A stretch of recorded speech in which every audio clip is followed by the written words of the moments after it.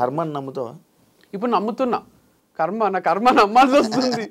ఏం చేయాలన్నా కూడా ఇంతకన్నా వర్స్ట్ కర్మ వనకన్నా ఉంటుందా అనిపిస్తుంది ఒక్కొక్కసారి.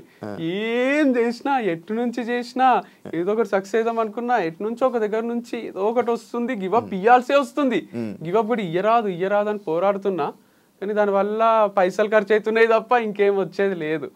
సో పర్సనల్ లైఫ్ కూడా చాలా ఇష్టం ఉంటుండే. భార్య, 2 పిల్లలు, వాళ్ళు స్కూల్కి పోవడం ఏవో ఎంచుకున్నా, అది లేదు.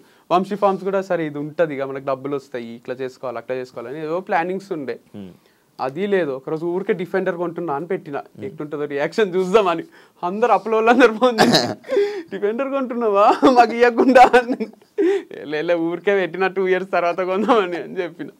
వేరే వాళ్ళు కూడా అనుకున్నారు, బ్రాండ్ అంబాసిడర్స్ వాళ్ళు వీళ్ళు కూడా కొనేస్తున్నారా అండి, బాగా వస్తున్నట్టున్నాయి సేల్స్ మా వల్ల అనుకున్నారు. కానీ అక్కడ ఏం వస్తలేవు అసలు.